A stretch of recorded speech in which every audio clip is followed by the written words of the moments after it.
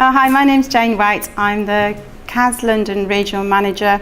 I particularly focus on primary computing, and I'm also doing a PhD in teaching programming and teaching programming to younger pupils.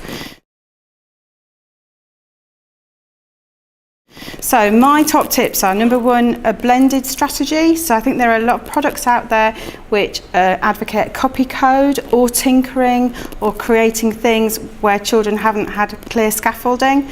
And there's research evidence coming out of lots of different parts of the world that suggest we need a blended approach. So that's both targeted tasks where we're teaching specific things like, say, initialization or different types of loops. Because if we leave children to their own devices, again, there's research to suggest that they don't quite get and do everything that we'd like them to do.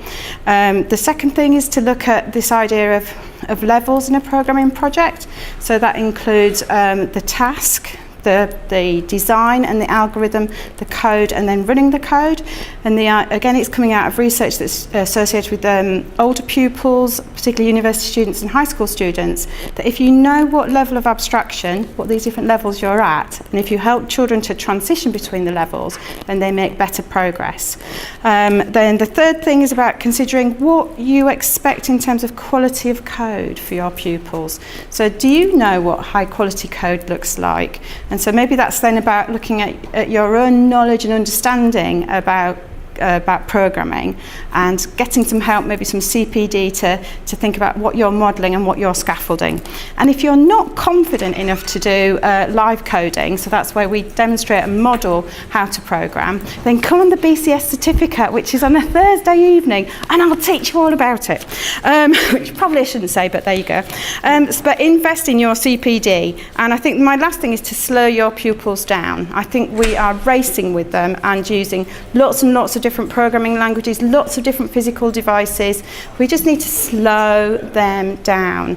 Trust yourself. I really believe that primary practitioners, we know how to teach well. Some of the material that we're being given is not written by primary practitioners for primary practitioners.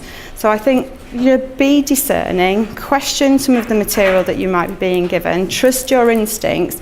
You know, we would never teach children to write by giving them a book and saying, copy that out, right, you're done.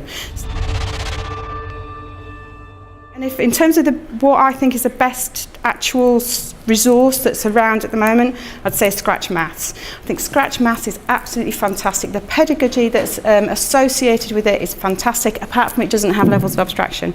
But it does have a really clearly defined blended approach, which takes children a little bit of copy code to begin with sometimes, lots of targeted tasks, some modelled writing for programming, guided exploration, project activities and tinkering. It's got it all. So look at Scratch Maths.